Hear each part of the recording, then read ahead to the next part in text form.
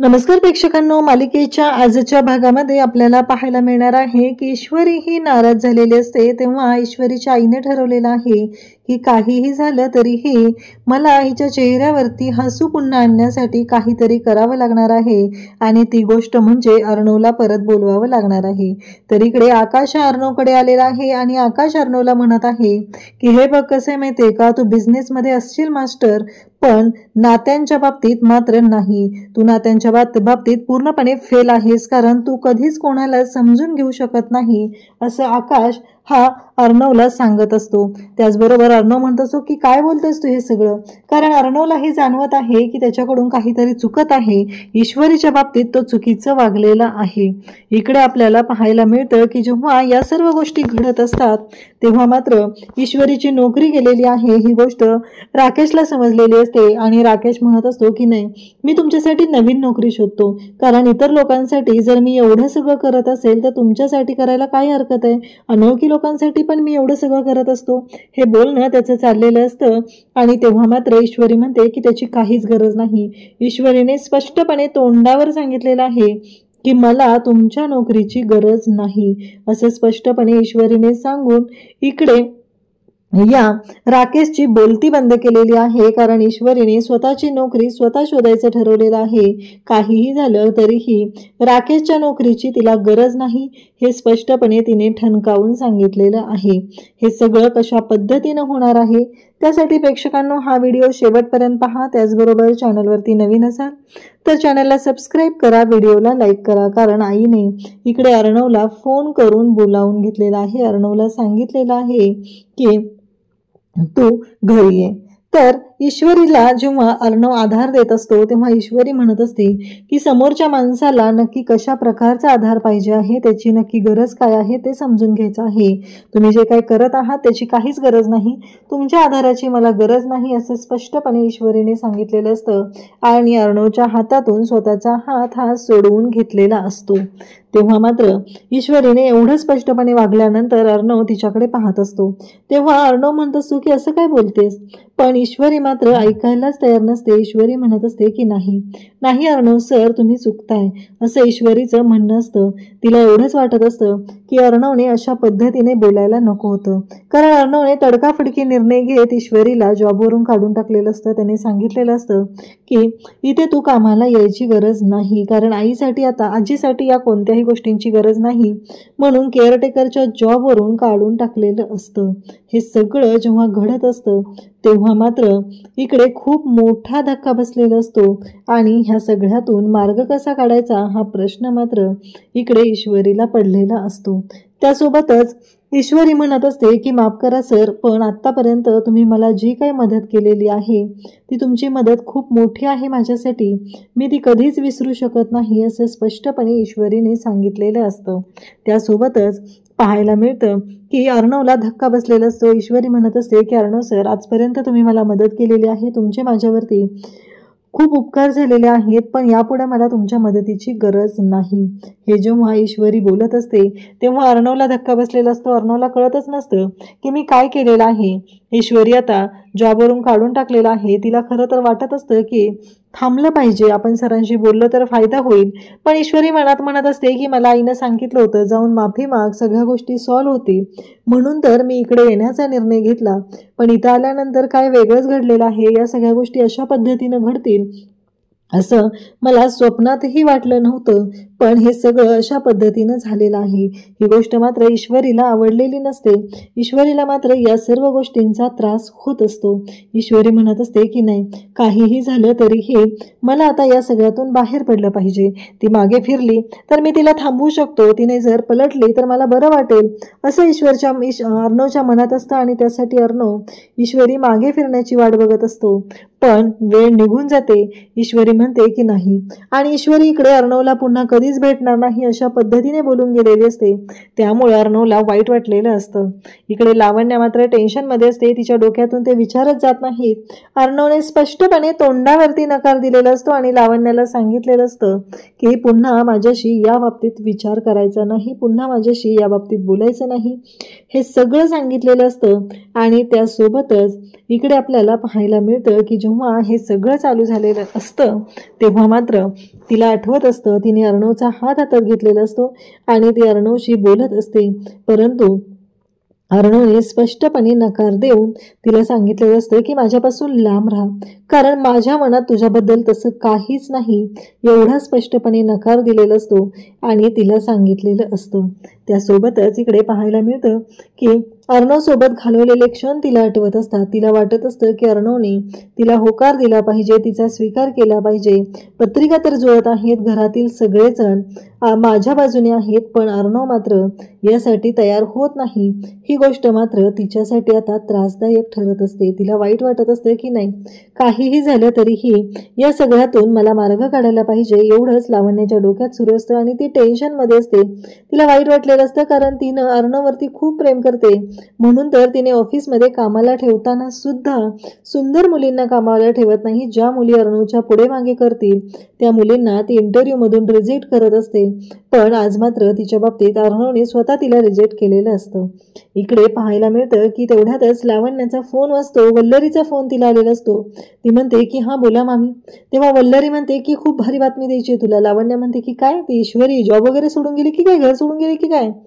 तेव्हा वल्लरी म्हणते की हो अगदी ओळखलं, बरोबर ओळखलंच बघ तू, ती जॉब सोडूनच गेलेली आहे. हे ऐकल्यानंतर इकडे लावण्य म्हणते काय, आणि क्षणात तिला इतका आनंद झालेला असतो. म्हणजे इतक्या वेळ उदास अशी पडून राहिलेली जी लावण्य आहे ती मात्र तिचा चेहरा खुललेला असतो आणि ती मात्र खुश झालेली असते. ती म्हणते खरंच. तेव्हा वल्लरी म्हणत असते की तुला फक्त आता एकच काम करायचं आहे, तुझं जे नाटक आहे ना उदासीपणाचं ते चालूच ठेवायचं आहे, ते अजिबात थांबवायचं नाही. कारण काहीही झालं तरीही ते नाटक थांबता कामा नये. एकदा का इथे सगळ्यांना पटलं की अर्णव चुकलेला आहे तेव्हा सगळेजण तुला इकडे घेऊन येण्यासाठी त्यांना जे काही प्रयत्न करायचे आहेत ते सगळे प्रयत्न त्यांचे चालू होतील. तोपर्यंत आपण फक्त आणि फक्त शांतच राहायचं आहे, असं इकडे वल्लरी लावण्याला सांगत असते. लावण्य मात्र जाम खुश झालेली असते. तिचं असं म्हणणं असतं की फायनली गोष्टी ज्या आहेत त्या माझ्या मनाप्रमाणे घडायला लागलेल्या आहेत, सगळं मला जसं हवं आहे तसं घडत आहे असं वाटत असतं. त्यासोबतच इकडे पाहायला मिळतं की आता ईश्वरी जी आहे ती बाहेर पडत असते. अर्णव वाट बघत असतो. अर्णवला वाटत असतं की आत्ता तरी हिने माझ्याकडे पाहिलं पाहिजे. हिने जर एकदा माझ्याकडे पाहिलं तर मी नक्कीच हिच्या बाजूने विचार करेल, हिला आत बोलवेल. पण ईश्वरी मात्र मागे फिरत नाही. तेवढ्यातच अंजली तिथे येते. अंजली पाहते. अंजली म्हणते की अर्णव तू वाट बघत आहे पण वेळ निघून जात आहे, ही गोष्ट तुझ्या लक्षात येते का. कारण काहीही झालं तरीही एक गोष्ट कायमस्वरूपी लक्षात ठेव, तू कितीही प्रयत्न केलेस तरीही महत्त्वाची गोष्ट ही आहे की तुला या सगळ्या बाबतीत विचार करावा लागणार आहे. कारण काहीही झालं तरीही आत्ता तू जो काय विचार करत आहे तो पूर्णपणे चुकीचा आहे, असं इकडे अंजलीचं म्हणणं असतं. अंजली त्याला म्हणत असते की तू चुकीच्या पद्धतीनं ठरवत आहे. तुला वाटत होतं ना मनातून तिनं थांबली पाहिजे, तिला थांबवलं पाहिजे, मग का थांबवलं नाहीस तू अर्णव, असं म्हणत ती बोलत असते. चिंटू, वेळ निघून गेली तर पुन्हा काहीच हातात राहत नाही. जोपर्यंत माणूस समोर आहे तोपर्यंत त्याच्याशी बोलून घ्यायचं, असं तिने चिंटूला सांगितलेलं असतं. त्यासोबतच इकडे अर्णव मात्र शांतच असतो. अर्णवला इकडे अंजली सांगत असते की हे बघ अर्णव, तू चुकीच्या पद्धतीनं विचार करत आहे, तू अशा पद्धतीनं विचार नाही केला पाहिजेस. कारण काहीही झालं तरीही एक गोष्ट मात्र विसरून चालणार नाही की जे काही घडत आहे त्याच्यामागं काही गोष्टी ज्या आहेत त्या वेगळ्या पद्धतीनं आहेत आणि आत्ता तू तिला थांबवणं गरजेचं होतं. कारण आजीने तुझ्या लग्नाचा घाट घातलेला आहे, त्याचा राग तू तिच्यावरती काढला आणि तिला नोकरीवरून काढून टाकलेला आहे. हे सगळं बोलणं चालू झालेलं असतं. त्यासोबतच इकडे पाहायला मिळतं की हे सगळं एवढं चालू असतं. ईश्वरी निघालेली असते. तिला आठवत असतं की अर्णवने तिला काय बोललेला होता आणि तिला नोकरीवरनं का काढून टाकलेलं आहे. आणि त्याचबरोबर अर्णवचं बोलणं तिच्या कानावरती पडत असतं. तिला आठवत असतं, तिला वाईट वाटत असतं, तिला त्रास होत असतो. तिला कळत नसतं की या सगळ्यातून मी कसा मार्ग काढणार आहे, मी नक्की काय करणार आहे.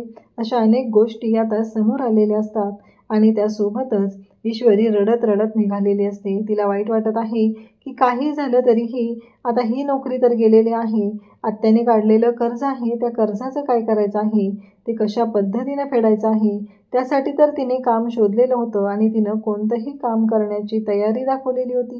पण आत्ता हे सगळं असं घडत असतं. इकडे अर्णव पण विचार करत असतो आणि अर्णवला कळत नाही की आपण थांबवायला पाहिजे होतं का, आपल्याकडनं चूक झाली आहे का. पण अर्णवच्या डोक्यात एकच असतं की जेव्हा एखादी व्यक्ती त्याच्या जवळ येते तेव्हा ती व्यक्ती त्याला सोडून जाते आणि त्या गोष्टीचा त्रास मात्र अर्णवला खूप होत असतो. ही गोष्ट त्याला आठवत असते. त्यासोबतच इकडे ईश्वरी जी आहे ती ज्या पद्धतीने सोडून गेलेली आहे ती गोष्ट मात्र त्याला खूपच लागलेली असते. आता त्याच्या जवळ आईचा फोटो असतो आणि तो त्या फोटोकडे पाहत असतो. इकडे राकेश जो आहे तो आता ईश्वरीच्या आईला इम्प्रेस करण्यासाठी त्याचे जे प्रयत्न चालू आहेत ते त्याचे चाललेले असतात आणि त्याचं फक्त एवढंच चालू असतं की कोर्टामध्ये मी अशी काही तिथे युक्तिवाद केले आणि त्या व्यक्तीला न्याय मिळवून दिलेला आहे हे तो बोलत असतो. आणि त्याचवेळी ईश्वरीची आई मात्र तिथे म्हणत असते की खरंच म्हणजे तुम्ही एवढ्या सगळ्या माणसांच्या समोर बोलत असता आणि त्याचबरोबर एवढी सगळी माणसं तिथं असतात आणि त्यासोबतच हे सगळं घडत असतं. आणि त्यानंतर इकडे ती म्हणत असते की तुम्हाला भीती वाटत नाही आहे का. तेव्हा राकेश म्हणतो की नाही, इतकी वर्षे झालं आता सवय झाली ना या गोष्टींची, त्यामुळं भीती वगैरे मला वाटत नाही आहे असं राकेशचं म्हणणं असतं. आणि त्याचबरोबर राकेशला ती म्हणत असते की खरंच म्हणजे तुम्ही गोरगरिबांना न्याय मिळवून देता ही गोष्ट मात्र खूपच चांगली आहे असं तिचं म्हणणं आहे. त्यानंतर आपल्याला पाहायला मिळतं की इकडे तो फक्त सुप्रियाला इम्प्रेस करण्यासाठी हे सगळं बोलत असतो, कारण तिकडे जाऊन ईश्वरीच्या बाबांना तर त्याने इम्प्रेस केलेलंच आहे, फक्त आता सुप्रियाला इम्प्रेस करणं बाकी आहे आणि त्यासाठी त्याचे हे सगळे प्रयत्न चाललेले असतात. आणि त्याचबरोबर इकडे पाहायला मिळतं की ईश्वरी घरी आलेली असते आणि ईश्वरी आलेली पाहून आई म्हणते का गं एवढ्या लवकर आलीस तू. तेव्हा ईश्वरी सांगू लागते की अगं मी ती नोकरी सोडली आई, कारण आता आजींना गरज नाही आहे केअरटेकरची, त्यामुळं ती नोकरी मी सोडलेली आहे असं ईश्वरी सांगत असते. तेव्हा मात्र इकडे ईश्वरी जेव्हा असं सांगत आहे त्या क्षणी इकडे आई ईश्वरीकडे पाहत असते आणि त्याचबरोबर इकडे ईश्वरी आईला म्हणते की मी फ्रेश होऊन येते, मला थोडंसं थंबल्यासारखं झालेलं आहे असं म्हणत ईश्वरी जी आहे ती आता फ्रेश होण्यासाठी निघून जाते. त्यानंतर आपल्याला पाहायला मिळतं की जेव्हा या सर्व गोष्टी घडत असतात तेव्हा मात्र आता या सगळ्यावरती मार्ग काढण्यासाठी तिथं राकेश असतो आणि राकेश म्हणत असतो की तुम्हाला मी किती वेळा सांगितलं होतं ईश्वरीजी, ही सगळी मोठी माणसं ना अशीच असतात, तुम्हाला मी सांगितलेलं होतं ना त्यांच्या नादी नाही लागायचं, आपण इमोशनली अटॅच होतो, आपण साधी माणसं आहोत आणि ही मोठी माणसं अशा पद्धतीने विचार करत असतात आणि ह्या सगळ्या गोष्टी अशा घडत असतात असं तो बोलत असतो. त्यामुळं काहीही झालं तरीही तुम्हाला मी 1000 वेळा सांगितलेलं आहे की अशा लोकांपासून लांब राहायचं, कारण हे माणसं आपल्याला फक्त त्रास देण्याचंच काम करू शकतात असं इकडे राकेश बोलत असतो. अंजली जी आहे ती आजीकडे आलेली असते आणि अंजली आजीला समजावण्याचा प्रयत्न करत असते. आजीला ती म्हणत असते की अगं आजी, या सगळ्यातून आता तुला किती वेळा सांगितले मी, मला सांग घरातलं वातावरण बदललं ना, घरातलं वातावरण सगळं बिघडलेलं आहे ना, या सगळ्याला जबाबदार कोण आहे सांग बरं मला. मी तुला 1000 वेळा सांगितलं होतं की नाही तो लग्नाचा विषय नको काढू, चिंटूच्या समोर अशा पद्धतीने लग्नाचा विषय काढू नकोस, मी तुला एवढं सांगितलेलं होतं, पण तरीही तू अशा पद्धतीनं बोलून घरातलं वातावरण बिघडवलेलं आहे. तेव्हा मात्र आजी अंजलीला म्हणत असते की तू मलाच सांगायला ये, फक्त तू मला सांगण्याचा प्रयत्न कर आणि त्याचबरोबर तरच हे सगळं होऊ शकतं आणि तू चिंटूला नाही बोलायला जात, मी त्याच्या लग्नाचा विचार करते. तेव्हा अंजली म्हणते पण तू एवढी इन्सिक्युअर का होतेस आजी, कारण तू बघ ना, जर चिंटू आणि त्याचबरोबर लावण्या या दोघींची जर पत्रिका जुळत असेल तर काहीच प्रॉब्लेम नाही आहे, आज ना उद्या त्यांचं लग्न होणारच आहे. तेव्हा मात्र आजीचं म्हणणं असतं हो लग्न होणार आहे, पण एक गोष्ट मात्र लक्षात ठेव, कारण काहीही झालं तरीही जरी लग्न होणार असलं तरीही ते कधी होणार आहे, माझे डोळे आहेत अजून मी डोळे झाकलेले नाही तोपर्यंत झालं पाहिजे ना लग्न. आणि मग हे सगळं काय चाललेलं आहे हे बोलणं चालू झालेलं असतं. त्यानंतर आता अर्णव ऑफिसमध्ये आलेला असतो आणि अर्णव विचार करत असतो. अर्णव म्हणत असतो की नाही काहीही झालं तरीही या सगळ्यातून मार्ग काढणं गरजेचं आहे आणि त्यासोबतच हे सगळं त्यांचं बोलणं चाललेलं असतं. आणि मग अर्णव पाहतो तर ईश्वरी तिथे मशीनवरती शिलाई काम करत असते. ईश्वरी जेव्हा मशीनवरती शिलाई काम करत असते तेव्हा मात्र अर्णव पाहतो आणि म्हणतो की खरंच मी सिंदूर आलेली आहे.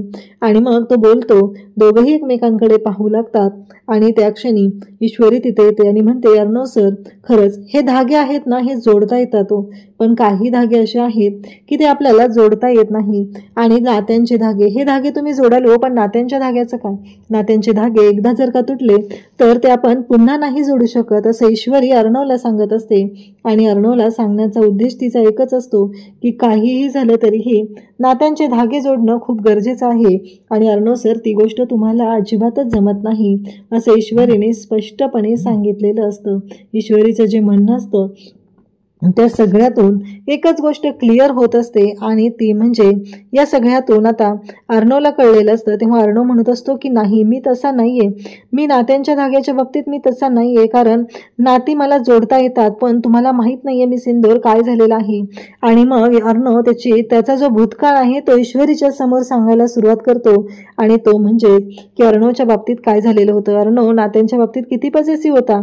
अर्णव म्हणतो की तुम्हाला नाही माहिती मी सिंदूर, कारण मी जेव्हा नाती माझ्याबरोबर जोडण्याचा प्रयत्न करतो तेव्हा ती नाती माझ्यापासून दूर जातात, हे सगळं अर्णवचं म्हणणं असतं. आणि अर्णव म्हणत असतो की मी कितीही प्रयत्न केले तरीही माझ्या बाबतीत असं झालेलं आहे. आणि अर्णव हे सगळं बोलत असतो तेव्हा मात्र ईश्वरी जी आहे ती त्याच्याकडे पाहत असते. अर्णवने त्याच्या मनातल्या ज्या गोष्टी आहेत त्या सांगण्याचा प्रयत्न केलेला असतो. आणि त्यासोबतच अर्णवला त्याचा भूतकाळ आठवत असतो. तो त्याच्या गर्लफ्रेंडला म्हणालेला असतो की अगं, माझा बिझनेस होतोय नसेल, तेव्हा ती म्हणालेली असते की तू असा फडतूस राहणार आणि मी मात्र एवढ्यावरती जाणार आहे की त्याचा विचारही तू करू शकत नाही, कारण काहीही झालं तरीही हे सगळं जे काय आहे ते मी घडवून आणलेलं आहे, असं तिचं म्हणणं असतं. कारण मी एवढी मोठी मॉडेल होणार आहे आणि तुझं काय, तू काय करणार आहेस, असे अनेक प्रश्न इकडे उभे राहिलेले असतात. आणि त्या प्रश्नांची उत्तरं आता शोधण्यासाठीच अर्णव आणि त्याचबरोबर ईश्वरी एकत्र येत असतात. अर्णवला आठवत असतं की त्याचा भूतकाळ, त्याच्या भूतकाळामध्ये जे काही घडलेलं आहे ते अर्णवला आठवत असतं. आणि अर्णव ईश्वरीला समजवण्याचा प्रयत्न करत असतो. अर्णवचं असं म्हणणं असतं की मी जे काही केलेलं आहे ते सगळं अशा पद्धतीनं केलेलं आहे, मी नात्यांच्या बाबतीत कधीच चुकीचं ठरलेलो नाही आहे, मी नेहमी नाती जपलेली आहेत, हे अर्णवचं म्हणणं असतं. परंतु इकडे अर्णवच्या हातून जेव्हा तो टेबलवरची एक वस्तू खाली पडते आणि त्याच्या लक्षात येतं की नाही, तिथे ईश्वरीही त्याच्यासोबत नाही आहे, त्याला होत असलेले ते भास आहेत, ईश्वरी त्याच्यासोबत असल्याचे ते भास त्याला होत असतात. ही गोष्ट अर्णवच्या लक्षात येते आणि तेव्हा त्याची चिडचिड होऊ लागते. मी सिंदूर तर इथं नाही आहे, मग हे सगळं काय घडतंय, हा प्रश्न मात्र त्याला पडलेला असतो. आणि त्यासोबतच अर्णव जो आहे तो ओरडतो आणि त्याच्या ऑफिसमधले जे पिऊन आहेत, म्हणजे ऑफिस बॉय आहेत, त्यांना बोलवून घेतो आणि म्हणतो की हे काय चाललंय, गोडाऊन करून टाकले का माझ्या केबिनचं, माझी केबिन आहे ना ती कशा पद्धतीनं ठेवली पाहिजे, हे अर्णवचं बोलणं चाललेलं असतं. आणि त्याचबरोबर अर्णव हे सगळं बोलत असतो. आणि त्यानंतर मात्र अर्णवला प्रश्न पडलेला असतो आणि अर्णव त्यांना सांगत असतो की हे सगळं अजिबात मला चालणार नाही, हे सगळं घेऊन जायचं आहे. आकाशच्या इकडे लक्षात येतं की अर्णवची चिडचिड होऊ लागलेली आहे, म्हणजे ईश्वरी जी आहे ती त्याच्या आयुष्यातून गेलेली आहे आणि ईश्वरी नाही आहे म्हणूनच ही सगळी चिडचिड होत आहे. आणि त्याचबरोबर हे सगळं जेव्हा चालू आहे तेव्हा मात्र इकडे आकाश हा अर्णवकडे पाहत असतो. अर्णव मात्र पुन्हा चिडलेला असतो आणि तो आकाशला म्हणत असतो की काय चाललंय हे सगळं, म्हणजे कशा पद्धतीनं बोलत आहेस तू. तेव्हा तो म्हणतो की तुला मी सांगितलेलं ना, आता नेक्स्ट ऑर्डरचे डिटेल्स आहेत ते कुठे आहेत, ते डिटेल्स मला आणून द्यायचे आहेत, हे सगळं बोलणं चाललेलं असतं. आणि तेव्हा मात्र आकाश हा अर्णवकडे पाहू लागतो आणि त्याचबरोबर आकाश अर्णवकडे पाहत असतो. तेव्हा अर्णवला तो सांगतो की हो, नक्की आणून देतो मी. अर्णव मात्र कारण नसताना आकाशवरती चिडलेला असतो. इकडे ईश्वरी घरी आलेली असते, तिने चहा ठेवलेला असतो आणि त्यासोबतच ईश्वरी जेव्हा तिथे पाहत असते तेव्हा तिचं लक्ष नसतं, तिला एकच गोष्ट आठवत असते की हे तुझं काय चाललेलं होतं ते सगळं संपलेलं आहे, त्यामुळं आजपासून तू या नोकरीवरती थांबायचं नाही, असं म्हणत अर्णवने तिला नोकरीवरून काढून टाकलेलं असतं. ईश्वरीला आता प्रश्न पडलेला आहे की पुढची नोकरी कशी शोधायची, कारण काहीही झालं तरीही आत्ता पुढची नोकरी शोधणं गरजेचं आहे आणि पुढची नोकरी शोधण्यासाठी प्रयत्न करावे लागणार आहेत. आत्याने घेतलेलं कर्ज आहे ते फेडणंही गरजेचं आहे, त्यासाठी जे काही प्रयत्न आहेत ते सगळे मी करणार आहे, असं ईश्वरीच्या डोक्यात सुरू झालेलं आहे. इकडे ईश्वरी त्या गोष्टींचा विचार करत आहे, ती उदास झालेली आहे आणि त्याच वेळी तिथे चहा जो आहे तो उतू चाललेला आहे, तरीही ईश्वरीचं लक्ष नाही. ही गोष्ट आईच्या लक्षात आलेली असते आणि तेव्हा मात्र आई तिथे येते आणि ईश्वरीला अशा अवस्थेत पाहते. तेव्हा मात्र तिला धक्का बसतो. ती विचार करू लागते की नाही, काहीही झालं तरीही विशूला या सगळ्यातून बाहेर काढणं गरजेचं आहे आणि विशू जर अशीच राहिली तर तिला खूप त्रास होत राहील. हे सगळं आईच्या लक्षात आलेलं आहे आणि आई मात्र म्हणत आहे की नाही, या सगळ्यातून मी इशूला नक्कीच बाहेर काढणार आहे. आणि मग ती इशूकडे पाहत असते. तेव्हा मात्र आता आईला काळजी वाटत आहे की इशूच्या बाबतीत नक्की काय झालेलं आहे, तिची अशी अवस्था का झालेली आहे. असे अनेक प्रश्न आईला पडलेले आहेत आणि त्यासाठी आईचे प्रयत्नही सुरू झालेले असतात. त्याचबरोबर इकडे ईश्वरी मात्र आईला मिठी मारते आणि ती रडत असते. तिला वाईट वाटत असतं. तिच्या आयुष्यामध्ये जे काही घडलेलं आहे त्याच्यामुळे हे सगळं घडत असतं आणि तिला आता काळजी वाटायला लागलेली असते. आणि त्याचबरोबर इकडे पाहायला मिळतं की आई म्हणते की हे सगळं एकदाच थांबू शकतं, ते म्हणजे अर्णव जर घरी आला तरच मी माझ्या लेकीच्या चेहऱ्यावरती इकडे पाहू शकते, ते म्हणजे तिच्या चेहऱ्यावरचं हसू मला पुन्हा परत आणता येईल. अन्यथा हे वाटतं तेवढं सोपं नाही, हे आईच्याही लक्षात आलेलं आहे. इकडे अर्णवकडे आता आकाश आलेला आहे आणि अर्णवला आकाश म्हणत असतो की तो बिझनेसच्या बाबतीत खूपच तू जबरदस्त आहे, पण एक गोष्ट लक्षात ठेव, जेव्हा नात्यांच्या बाबतीत विचार करण्याची वेळ येते तेव्हा मात्र तू झिरो असतोस, तू फेल झालेला असतो. नात्यांच्या बाबतीत तू कधीच सक्सेस नाही आहे, एवढं लक्षात ठेव, असं तो सांगत असतो. इकडे ईश्वरी आता पुन्हा जॉब शोधण्यासाठी प्रयत्न करत असते. ईश्वरीला काहीही करून आता जॉब शोधायचा आहे, पुन्हा जॉबची तयारी करायची आहे, या सगळ्या गोष्टी तिच्या डोक्यात सुरू असतात. आणि तेव्हा मात्र इकडे ईश्वरीने आता प्रयत्न सुरू केलेले असतात, पण ते जॉब शोधणं वाटतं तेवढं सोपं नसतं, हेही ईश्वरीला चांगलंच माहिती असतं. त्यासोबतच इकडे आईने अर्णवला फोन केलेला आहे. तेव्हा अर्णव म्हणत असतो की काय झालं, बोला ना. तेव्हा ईश्वरी म्हणत असते की इकडे आई म्हणत असते की अर्णव तू घरी येऊन जाशील का रे, असं बोलणं सुरू झालेलं असतं. आणि मग आईने इकडे स्पष्ट सांगितल्यानंतर अर्णव या गोष्टीसाठी तयार होतो. अशाच अपडेटसाठी चॅनलशी कनेक्टेड राहा. थँक्यू.